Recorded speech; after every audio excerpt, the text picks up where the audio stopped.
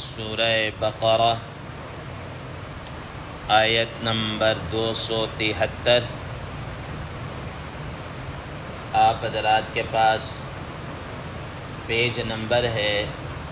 10۔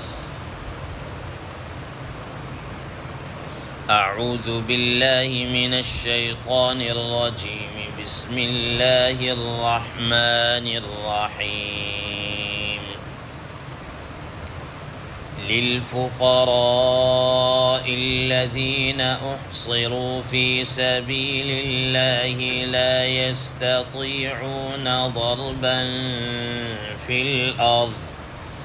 يحسبهم الجاهل أغنياء من التعفف تعرفهم بسيماهم لا يسألون الناس إلحافا وما تنفقوا من خير فإن الله به عليم۔ صدق الله العظيم۔ اللهم صل على محمد النبي الأمي وعلى آله وسلم تسليما كثيرا كثيرا۔ محترم سامعین کرام، اس آیت مبارکہ کا ترجمہ اللہ تبارک و تعالی ارشاد فرماتے ہیں، للفقراء الذین احصروا فی سبیل اللہ، یہ صدقات، یہ خرچ کرنا ان فقراء کے لیے ہے جو اللہ کے راستے میں روکے گئے ہیں، لا یستطیعون ضربا فی الارض، وہ طاقت نہیں رکھتے زمین میں چلنے پھرنے کی، یحسبهم الجاہل اغنیاء من التعفف، ناواقف لوگ ان کو سوال سے بچنے کی وجہ سے مالدار خیال کرتے ہیں، گمان کرتے ہیں، تعرفهم بسیماهم، البتہ تم ان کو ان کی علامتوں سے پہچان لوگے، لا يسألون الناس الحافا،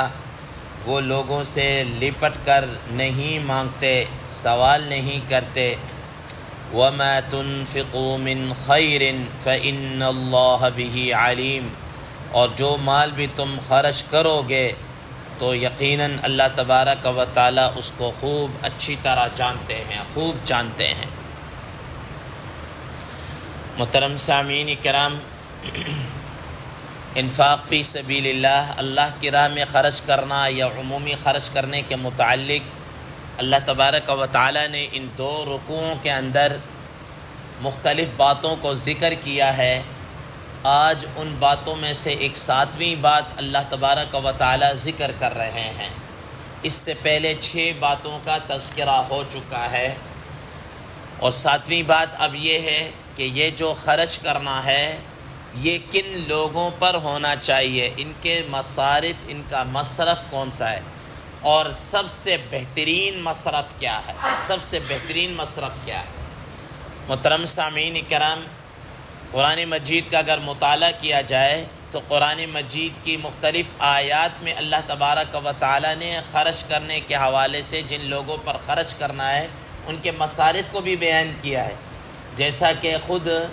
آپ حضرات کے علم ہے کہ 10ویں پارے میں اللہ تبارک و تعالی نے اس ضمن میں مختلف مصارف بیان فرمائے، انما الصدقات للفقراء والمساکین والعاملین علیہا والمؤلفۃ قلوبهم وفی الرقاب والغارمین وفی سبیل اللہ وابن السبیل۔ اس آیت مبارکہ کے اندر 8 مصارف کو بیان کیا ہے۔ ان مصارف میں سے ایک سب سے بڑا جو مصرف ہے، اس آیت مبارکہ میں بھی اللہ تبارک و تعالی نے بیان کرتے ہوئے فرمایا، للفقراء الذین احصروا فی سبیل اللہ، کہ وہ فقراء ہیں جو اللہ کے راہ میں قید ہو کر رہ گئے ہیں، اللہ کی راہ میں قید ہو کر رہ گئے ہیں، اس کے علاوہ کوئی اور وہ کہیں جا نہیں سکتے۔ محترم سامعین کرام، حضرات مفسرین کرام رحم اللہ فرماتے ہیں کہ فقراء یا فقیر یہ عربی زبان کا لفظ فقار سے مشتق ہے، یعنی اس سے نکلا ہوا ہے، اور عربی زبان کے اندر فقار اصل میں اس آدمی کو کہتے ہیں جس کا کمر کا مہرہ ٹوٹ جائے اور وہ چلنے پھرنے سے عاجز ہو اور دوسروں کا کیا ہو، محتاج ہو۔ وہ چلنے پھرنے میں دوسروں کا کیا ہو، محتاج ہو، کہ بغیر سہارے کے، بغیر کسی اور کے احتیاج کے وہ اپنی گزر بسر چل پھر نہ سکتا ہو، ایسا آدمی کو فقار کہتے ہیں۔ اور فقیر بھی در حقیقت اس آدمی کو کہتے ہیں کہ جو اپنی ضروریات زندگی کو پورا کرنے کے لیے دوسروں کا محتاج ہو۔ جیسا یہ آدمی چلنے پھرنے میں دوسرے کا محتاج ہے، اسی طرح یہ اپنی ضروریات زندگی کے اندر دوسروں کا کیا ہوتا ہے، محتاج ہوتا ہے۔ اسی وجہ سے قرآن مجید کے اندر جا بجا فقیر اور مسکین کے متعلق کہا گیا کہ ان کے اوپر اپنا مال خرچ کرو۔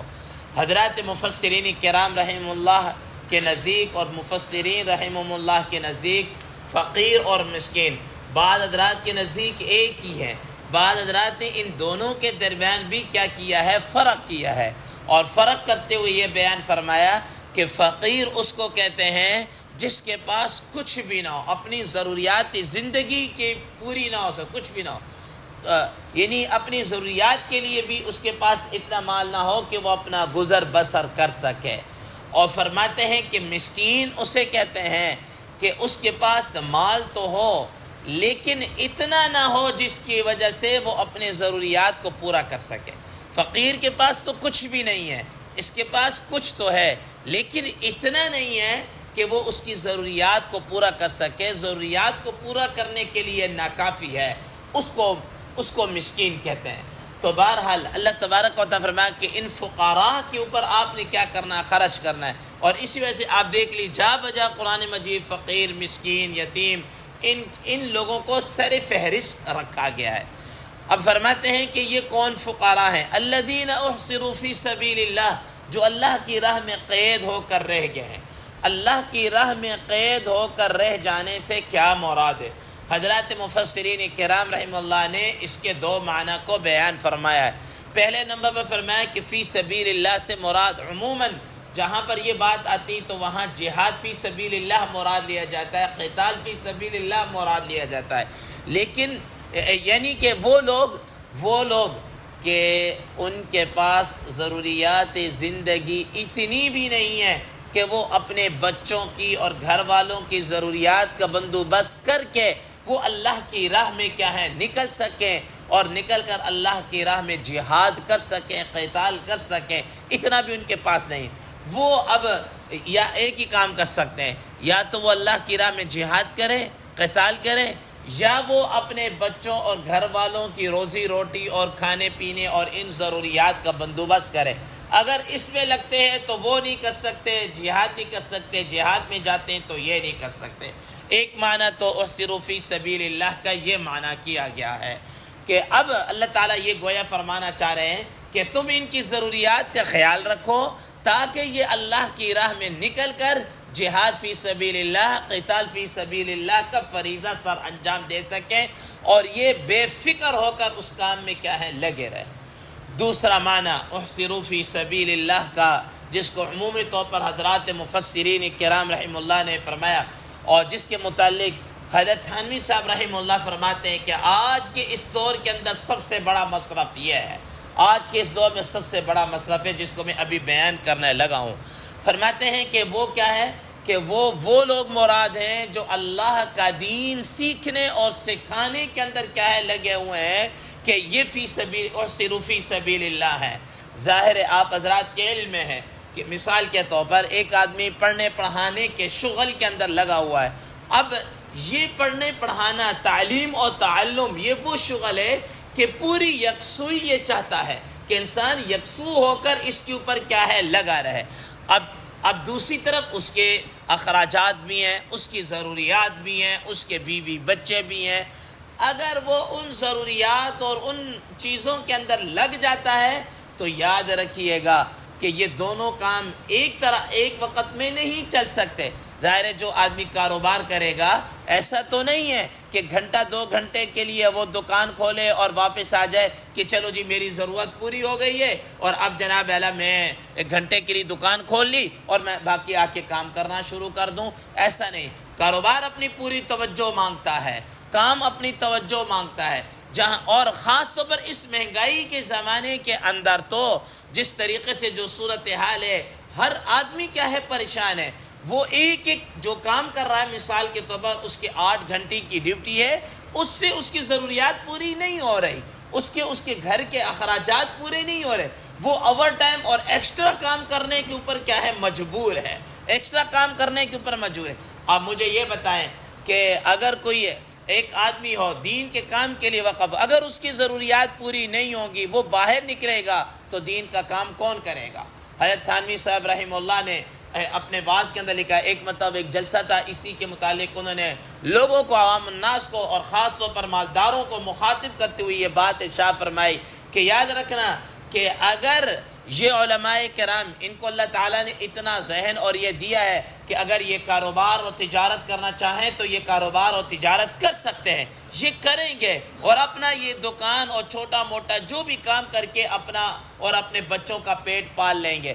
لیکن پھر فرمایا کہ یاد رکھنا اگر یہ اس کام کے اندر لگ گئے تو تمہاری اولاد کو دین پڑھانا اور تمہارے دینی ضروریات کو پورا کرنے والا کوئی بھی نہیں ہوگا۔ ظاہر ہے عام آدمی تو پہلے سے نہیں، وہ تو اپنے کام کاج میں لگا ہے، اور جو اس کام کے اندر لگے ہوئے تھے ان کی ضروریات پوری نہیں ہوئی، وہ بھی چلے گئے اپنے کام کاج اور اس کے اندر، تو عوام الناس اور ان بچوں کو دینی تعلیم اور ان کی رہنمائی کرنے کے لیے پھر کوئی بھی نہیں آئے گا۔ اس لیے وہ فرماتے ہیں کہ یہ تمہارے ذمہ لازم ہے کہ ان کی ضروریات کا کیا کرنا، خیال کرنا۔ اعصروا فی سبیل اللہ، اس وجہ حضرات مفسرین کرام رحمہ اللہ فرماتے ہیں کہ یہ اللہ کے اس دین کی وجہ سے کیا ہے، یہ محصور ہے، مقید ہو کر رہ گئے۔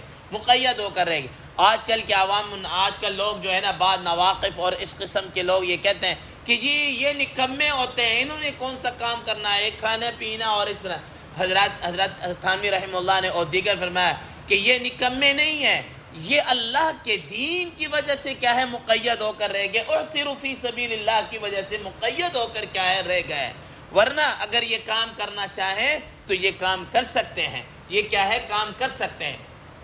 تو محترم سامعین کرام، تو قرآن مجید کی اس آیت کے روح سے یہ بات سامنے آ رہی ہے کہ خاص طور پر اس زمانے کے اندر جب اغیار بھی جناب اعلیٰ وہ کیا ہے، مدارس اور علماء اور طلباء کے خلاف ایک مہم شروع کر رکھی، اور اس میں ہمارا یہ بحیثیت مسلمان ہونے کے یہ فرض بنتا ہے کہ ان دینی اداروں اور ان دینی اداروں میں پڑھنے پڑھانے والے علماء، طلباء، حفاظ، قراء اور ان کی کیا قدر کریں اور ان کے ساتھ بھرپور ہر طریقے سے مدارس کے ساتھ کیا کریں، تعاون کریں، تاکہ وہ یکسو ہو کر دین کا کام کر سکیں۔ آج افسوس کے ساتھ کہنا پڑتا ہے، بڑی افسوس کے ساتھ کہنا پڑتا ہے کہ اغیار جو ہیں انہوں نے باہر تو ایسے پرکشش پیکج دے رکھے ہیں کہ لوگ اب اس طرف کیا ہے جانا شروع ہو گئے،